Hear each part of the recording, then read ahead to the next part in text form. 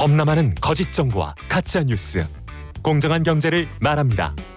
깊이 있는 경제발전소 박연미의 경제탐사. 네, 오늘 경제탐사에서는 상속세 개편 문제 얘기해 봅니다. 그동안 한국의 상속세율이 참 높다 이런 주장과 아니다 실제로 내는 돈은 그것에 훨씬 미치지 못한다 이런 주장이 엇갈렸는데요. 이번 대선 와중에도 공약으로 이걸 내건다는 후보가 있었죠. 참세상 홍성만 연구실장님과 함께 이거 어느 쪽 의견이 맞는 건지 한번 따져볼게요. 안녕하세요. 네, 안녕하세요. 참세상 연구소. 네. 이게 상속세율이 한국이 높다는 얘기는 참 많이 들었어요. 네, 그렇습니다. 이거 개편 가지고 얘기가 많이 나오는 모양이죠? 네, 뭐 이번 국감에서 그 홍남기 경제부총리께서 이번 상속세 개편을 검토하고 있다 이렇게 이제 밝히면서 이게 좀 다시 좀 논란이 되고 있는데요. 우리나라 이제 상속세율은 최고 세율이 이제 50%대. 이게 이제 일본에 이어서 이제 세계에서 두 번째로 이제 높은 세율이라고 합니다. 네. 그런데 이제 이렇게 명목 세율은 높은데, 근데 이제 여러 가지 이제 공제 제도가 많아서 실효세율은 이제 16.7% 수준이라고 하는데, 이게 이제 OECD 회원국 그 평균 그 상속세 최고 세율을 좀 살펴보면 한 15% 정도 된다고 해요.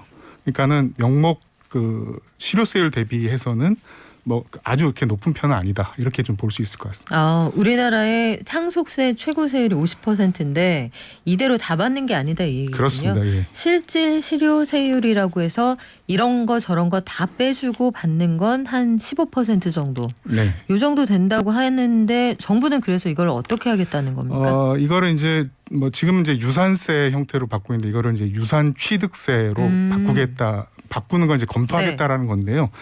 그 현행 이제 상속세는 상속받는 재산 전체에 대해서 이제 누진세율을 먼저 적용하고 그거를 이제 상속받는 개인별로도 같은 동일한 이제 세율을 적용하는 그런 방식입니다. 그런데 이제 유산 취득세는 이게 상속세 전체에 대해서 과세를 하는 게 세율을 정하는 게 아니라 개인별로 받는 금액에 대해서만 이제 세율을 적용하는 그런 방식입니다. 일견 합리적으로 보이기도 해요. 네네. 형은 뭐 제일 많이 받고 뭐 나는 조금 덜 받았는데 세율이 같다 그러면 불만이 있을 수도 있는데 네. 자 이렇게 되면 과세 대상 재산이 개인별로 줄어들어서 뭐 세금이 낮아질 거다 이런 얘기도 있어요. 예, 그렇습니다. 그 유산 취득세로 바꾸게 되면은 현재 상속세율을 변경하지 않고 그대로 적용을 해도 이 누진세율이 낮아지기 때문에 이 세금이 낮아질 수 있습니다. 그 홍남기 부총리도 뭐 이 점은 이제 인정을 하셨는데요. 이 때문에 이제 그 유산 취득세로 바꾸면은 이건 뭐 사실상 이제 부자들한테만 세금 깎아주는 부자감세 아니냐 뭐 이런 비판들이 지금 비등한 그런 상황이에요. 저도 그런 생각이 드는데 이게 어떻게든 상속세를 줄인다 하면 네네. 이거 부자감세 되는 거 아닙니까? 네. 그렇습니다. 근데 먼저 좀 상속세에 대해서 좀 확인을 좀 해봐야 되는 것이 상속세 자체를 내는 사람은 그렇게 많지가 않습니다. 그렇죠. 사실 상속세를 내는 집안이 뭐 얼마나 되겠습니까? 네, 그렇습니다. 상속세를 내는 사람 중에 2.4%만 세금을 내고 있다고 하는데요. 왜요? 이게 이제 여러 가지 공제제도 때문에 그렇습니다. 그러니까 지금 보면은 일괄 공제라고 해서 5억 원은 일단 다 공제가 되고요. 그리고 이제 결혼한 경우에 이제 그 배우자 공제 5억 원에서 통상 10억 원 정도는 아예 세금을 내지 않습니다. 그렇군요. 그러니까 10억 원 넘는 이제 그 금액에 대해서만 그 세율을 적용해서 이제 과세를 하게 되는데 뭐 가령 예를 들어서 이제 그 빚이나 채무가 있으면은 이것도 이제 상속이 되기 때문에 이 금액을 차감한 순 재산에 대해서 뭐 예를 들어서 20억 원을 이제 유산으로 남았다고 한다면 우선 이제 10억 원 공제되고 그다음에 나머지 10억 원에 대해서 과세를 해서 이 세금이 이제 2억 4천만 원 정도 되거든요. 그럼 그 경우에는 이제 이 실효세율이 12% 정도밖에 되지 않습니다. 그렇군요. 그러면 50% 논란 이런 것들은 실제 실효세율을 좀 도외시하고 나온 얘기 같은데 상속세 논란 나올 때마다 등장하는 집안이 있어요. 그렇습니다. 삼성 일가잖아요. 왜 이 집안은 지금도 그 상속세 때문에 이 집안이 주식 팔아서 상속세 낸다고 주가가 떨어진다 뭐 이런 주장도 그런 있고요. 많습니다. 어떤 얘기가 있습니까 지금? 이게 사실은 상속세 지금 그 논란이 그 출발점이 이제 그 이건희 회장 상속 그 재산 문제 때문인 건데 모두 이제 상속 재산이 이게 26조 원으로 평가됐어요. 그래서 뭐 이것저것 해서 이제 세금이 12조 원을 상속세를 내야 되는데 여기에는 이제 그 삼성그룹의 경영권이 포함되어 있기 때문에 네. 삼성전자 주식을 모두 다 상속받아야 되는 그런 상황이었습니다. 그렇죠. 그래서 이제 먼저 지난 4월에 그 1차분으로 2조 원을 납부했고요. 그리고 나머지 10조 원은 이제 5년에 걸쳐서 분납하게 돼 있는데 이제 그렇게 되면서 이거 이렇게 상속세를 이렇게 많이 내야 되느냐,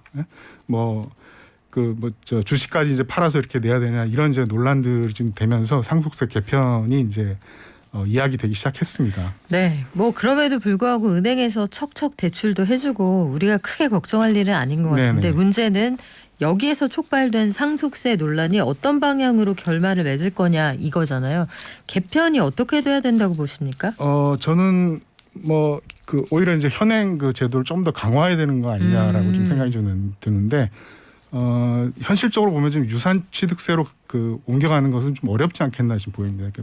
오늘도 이제 네. 그 OECD 그 회원국 중에서 상대 빈곤율이 4위라고 굉장히 높은 수준이라고 좀 나왔는데 지금 코로나19 위기로 인해서 그 소득과 이제 자산 불평등이 굉장히 좀 이게 극단적으로 좀 벌어진 그런 상황에 있기 네. 때문에 이런 상황에서 이제 이렇게 부자들 세금 깎아주는 방식으로 해서 상속세를 개편한다. 이거는 좀 현실적으로 어려운 문제 아니겠냐 이렇게 좀 보여집니다. 네, 상속세 북유럽은 상속세 없다 이런 얘기 하시는데 그거 맞는데요. 평소에 소득세율을 최대 45%까지 그러니까 일주일에 그 아르바이트만 하는 네, 분들 그렇습니다. 한 10만 원만 벌어도 여기서 2, 3만 원은 세금으로 떼간다고 하니까 평소에 많이 걷느냐 나중에 한 번에 많이 걷느냐. 그 상속세 문제는 전체적인 그 조세제도 그 관계 속에서 살펴야지. 그렇죠. 그 명목 이거는 세율만 갖고 볼 수는 없는 테트리스하고 문제다. 비슷한 것 네, 같아요. 그렇습니다. 자, 참세상 연구소 홍성만 실장과 함께했습니다. 고맙습니다. 네, 감사합니다.